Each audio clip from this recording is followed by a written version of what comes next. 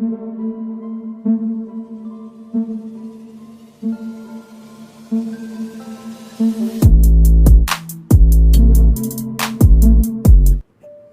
दोस्तों, scary story official में आप सबका स्वागत है।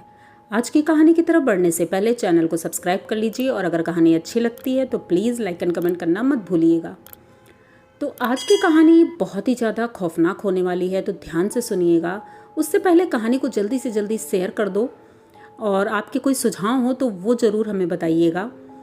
तो कहानी है सचिन की। सचिन अभी कॉलेज में अभी उसका एडमिशन हुआ है।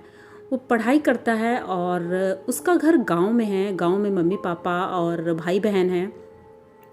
सचिन सबसे बड़ा भाई है और अपने चाचा के घर में रहकर पढ़ाई करता है। उनके चाचा एक ऑटो ड्राइवर हैं और ऑटो चलाने का काम करते हैं। उनका भी एक बेटा है, छोटा है लेकिन अभी। तो सचिन उनकी काफ़ी हेल्प करता है हर एक काम में और पढ़ाई भी करता है। तो कुछ दिनों से चाचा की तबीयत बहुत ख़राब चल रही थी। तो सचिन ने चाचा से बोला कि चाचा आपकी तबीयत ठीक नहीं है तो कुछ समय तक मैं आपका ऑटो चलाता हूँ और घर का खर्चा भी बराबर चलता रहेगा। तो वैसे तो उनके चाचा ने मना किया, लेकिन अब सचिन जब बहुत जिद करने लगा क्योंकि देख रहा था कि घर में बहुत प्रॉब्लम हो रही है। चाचा जी कुछ दिनों से बेड पर ही पड़े हैं और कभी कदार ही ऑटो लेकर जा पाते हैं। तो सचिन ने कहा चाचा अभी मुझे टाइम भी है मेरे पास, मैं कर सकता हूँ और मैं कर दूँगा। तो चाचा ने बोला कि ठीक है, अच्छा अब तुम लेकर जाओ और अच्छे से चलाना और अपना ध्यान रखना। तो अब सचिन रोज़ सुबह ऑटो लेकर चला जाता था और रात में वापस आ जाता था। पढ़ाई भी रात में कर लेता था, कोई प्रॉब्लम नहीं थी। तो एक दिन ऐसे ही सचिन घर से निकला। उनकी चाची ने खाना भी दे दिया था क्योंकि कभी खाने का टाइम नहीं हो पाता है, नहीं आ पाता था। तो उन्होंने खाना दे दिया कि रास्ते में खा लेना। तो पूरा दिन सचिन उस दिन बहुत परेशान था क्योंकि कोई सवारी मिली नहीं थी। तो उसने खाना भी नहीं खाया, शाम हो गई। तो वो एक पेड़ के नीचे बैठा था और बहुत उदास था कि आज कोई सवारी नहीं मिली है, घर किस मुंह से जाऊंगा, चाची को 4 पैसे भी नहीं दे पाऊंगा।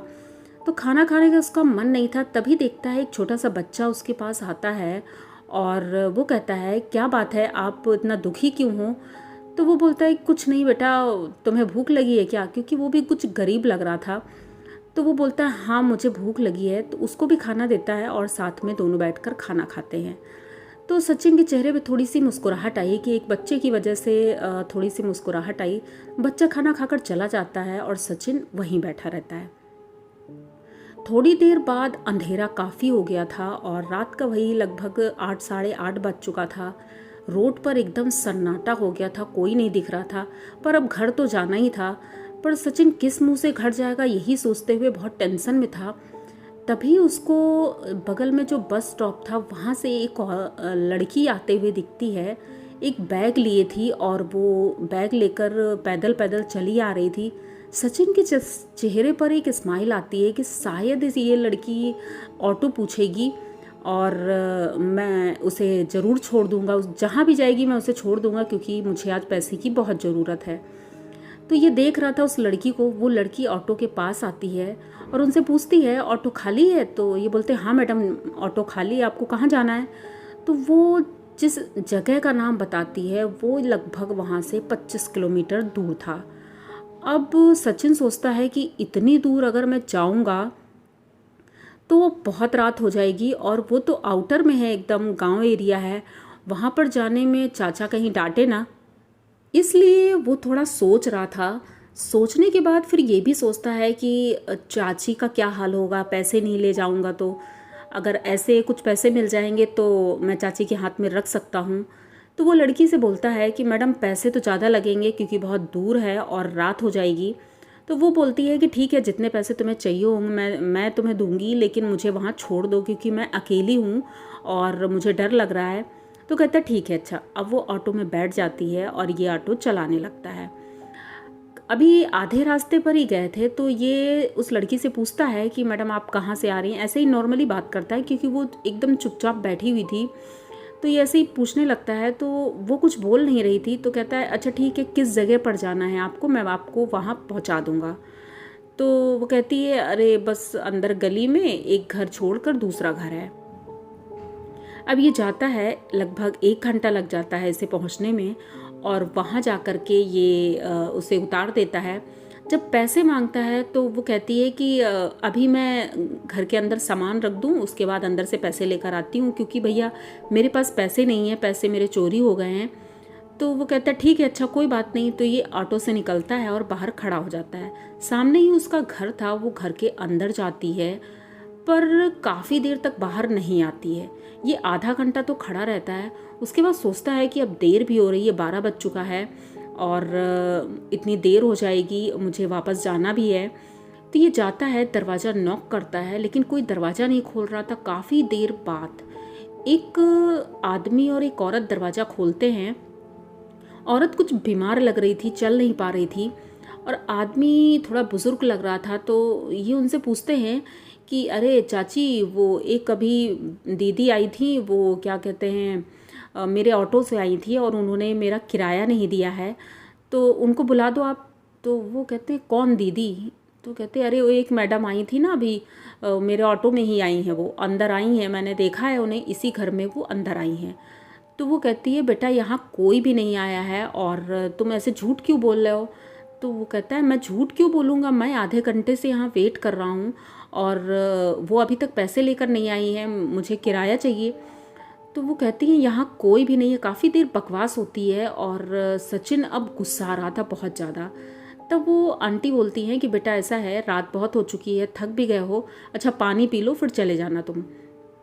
तो उनके पापा बोलते हैं कि ठीक है, जो भी है पैसे मैं दे देता हूँ, कोई भी होगा अगर धोखा देकर गया है तो पैसे मैं दे देता हूँ, लेकिन तुम परेशान मत हो। क्योंकि सचिन ने अपनी प्रॉब्लम बताई थी उनको, तो वो बहुत अच्छे थे, लेकिन सचिन ने उनको मना कर दिया कि अगर वो आपके घर में नहीं आई है तो फिर वो था कौन, मैं आपसे पैसे नहीं ले सकता हूँ, लेकिन मैं पैसे उसी से लूँगा।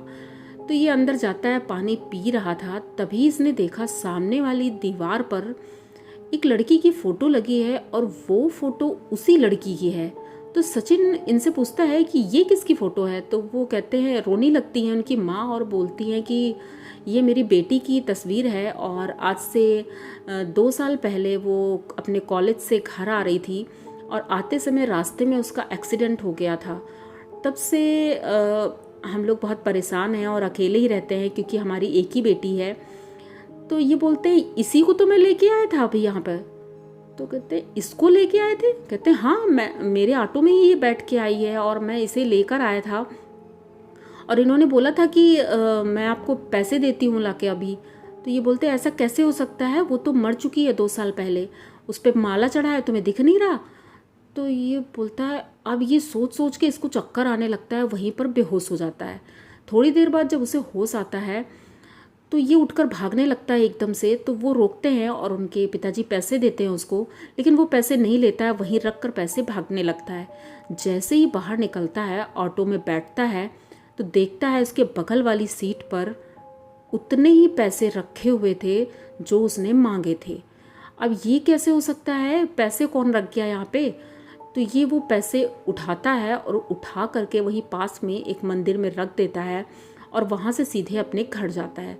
पूरी बात अपने चाचा चाची को बताता है। तो चाचा चाची कहते हैं तुमने अच्छा किया जो वहाँ से चले आए, लेकिन हो सकता है वो कोई अच्छी आत्मा थी और उसने तुम्हारी हेल्प की, लेकिन तुम परेशान मत हो। लेकिन उस दिन के बाद से सचिन इतना ज़्यादा डर गया था कि उसने ऑटो कभी नहीं चलाया और ना ही उनके चाचा ने कभी कहा चलाने के लिए। तो ये सचिन की कहानी थी। आपको कैसी लगी? अगर आपको अच्छी लगती है तो प्लीज़ चैनल को सब्सक्राइब करिए, लाइक कमेंट करिए, शेयर करिए और बने रहिए हमारे साथ। मिलते हैं फिर किसी नई कहानी में, तब तक के लिए डरते रहिए।